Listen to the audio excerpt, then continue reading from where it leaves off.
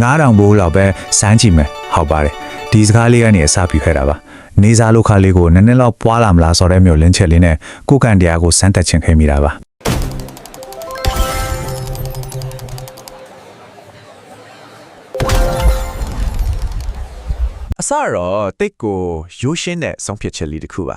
ဒီဟာကကျွန်တော်ရဲ့တဘွားလုံးကိုဆွဲချဖြစ်စီးပြစ်လိမ့်မယ်လို့တစ်ခါမှမတွေးခဲ့ဘူးဒီကြောင့်ကိုပြောင်ပြောပြဖို့ဆိုတာအခုချိန်ထိအရန်ကိုနားချင်ရစေပါဒါပေမဲ့ slot king တွေရဲ့ algorithm ချဲက digital ထောင်ချော့အကြောင်းကိုကျွန်တော်ဘလို့တက်ဆင်းသွားခဲ့လဲဆိုတာနဲ့ပတ်သက်ပြီးဒီကနေ့ရှင်းပြခြင်းတယ်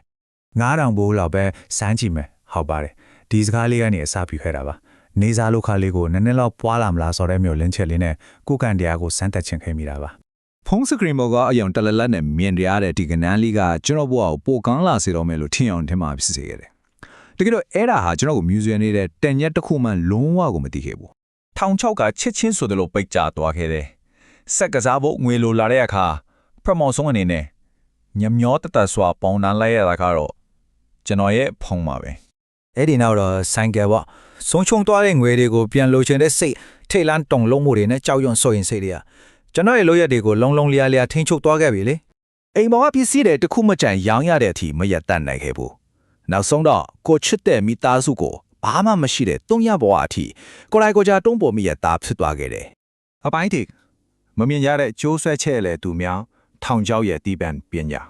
။အဲ့ဒီအချိန်တုန်းကကိုကန်ဆိုးလွန်းလို့ရှုံးလာပဲလို့ထင်ခဲ့တာပါ။ဒါပေမဲ့တကယ်တမ်းကျတော့ကမ္ဘာတော်ဆုံး programmer တွေစိတ်ပညာရှင်တွေတွက်ချက်ဖန်တီးထားတဲ့ထောင်ချောက်ထဲကရုပ်သေးရုပ်လေးတရုပ်ဖြစ်နေခဲ့မှရင်ကွဲနာကြစွာနဲ့တည်လိုက်ရတယ်။သူတို့ကကန်ဒီယာကိုအခြေခံထားတာမဟုတ်ဘူး။ PRNG နဲ့ RTP လို့ access နေနိုင်မဲ့စင်ရှားပုံတင်တွေကိုတုံးပြီး game ပိုင်ရှင်တွေပဲအမြဲတမ်းအမျက်ကြံဖို့ဖန်တီးထားတာကျွန်တော်ရဲ့ပိုက်ဆန်ကိုစနစ်တကျအပြောင်းရှင်းဖို့သူတို့ကြိုတင်သတ်မှတ်ထားပြီးသားပါကျပွားပေါက်ဖို့တူညီတဲ့ပုံနဲ့ပုံတိုင်းနေပြီးတတိယတပုံကတီတီလေးလွဲသွားတဲ့အခိုက်တိုင်းတွေကိုခဏခဏကြုံခဲ့ရတယ်အဲ့ဒါကကျွန်တော်ကိုလောင်ပြောင်နေသလိုပါပဲတကယ်တော့အဲ့ဒါကိုစိတ်ပညာမှာ the near miss effect လို့ခေါ်မလားနောက်ပိုင်းမှာသိရတာနည်းနည်းလေးပဲလွဲသွားတာနောက်တစ်ခါဆိုရင်တေချာပေါက်ရပြီလို့ဦးနောက်ကယုံကြည်သွားအောင်တမင်လိုချင်ဖန်တီးထားတဲ့လက်ကွယ်ပ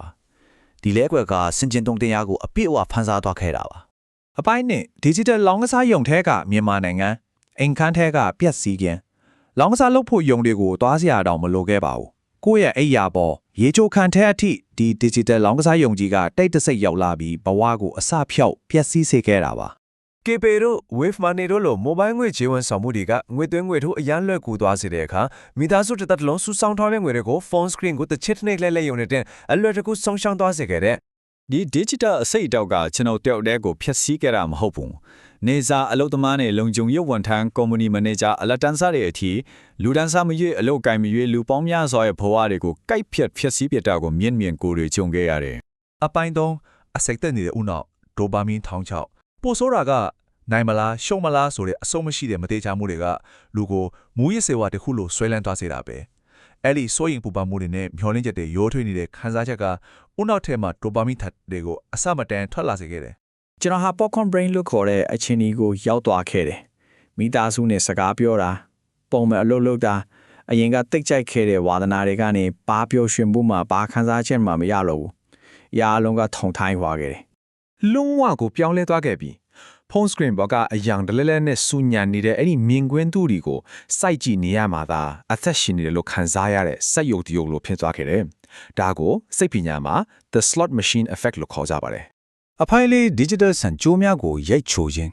းနာကျင်စွာနိုးထလာရခြင်းအောက်ခြေဆုံးထိထိုးချသွားပြီးရင်ကွက်ပက်လက်နဲ့ရှုံးနှင်းသွားတဲ့တနစ်ကြမှာပဲတတိဝင်လာခဲ့တယ်။စီကမရှိလို့ဆိုပြီးကိုအပစ်တင်နေတာကိုရပ်တန့်ပြီးဒါဟာစိတ်ပညာထောင်ချောက်ကြီးပြည့်ဆိုတာကိုလက်ခံကပြက်လက်တက်ကွဲဝင်ဖို့ဆုံးဖြတ်ခဲ့တယ်။အဲ့ဒီကနေယုံထွက်ရတဲ့ခီးချမ်းကအရန်ကိုနာကျင်ရပါတယ်။ဒါပေမဲ့ရှင်တန်ချင်းစိတ်နဲ့စင်တချို့ကိုလုတ်ခဲ့ရတယ်။ပထမဆုံးအနေနဲ့ငွေတွေရှုံးသွားပြီဆိုတာကိုအန်ဂျီလက်ခံပြီး game app တွေကိုဖျက်ပစ်ခဲ့တယ်။နောက်ပြီး KB နဲ့ Wave Money account တွေကိုအယုံကြည်အားဆုံးမိသားစုဝင်တယောက်စီကိုအပ်ထားလိုက်တယ်။ကိုယ်လိုက်လုံးဝမကင်တော့ဘူး။ပြီးတော့အရန်ကိုစော့ချင်လာတဲ့စိတ်ဒီပေါ်လာတိုင်းတေမတက်ခံစားရတိုင်းကိုအမောင်ထဲမှာထိတ်စိတ်မှုထဲမှာ15မိနစ်တီဘာမှမလုပ်ပဲထိုင်နေဖို့ဖိအားပေးခဲ့တယ်။အဲ့ဒီစော့ချင်စီကမိနစ်20လောက်ဆိုရင်သူ့လိုပျောက်သွားတတ်တယ်ဆိုတော့ကိုတီးလာခဲ့ရလို့ပါ အခုတော့ခြေခွဲနေတဲ့နှလုံးသားနဲ့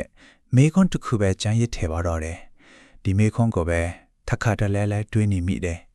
လိမ်လည်လက်ထထားတဲ့ဒီ digital screen ဒီစီကိုကျွန်တော်တို့ချစ်ရတဲ့အမိသားစုတွေရဲ့ပျော်ရွှင်မှုကို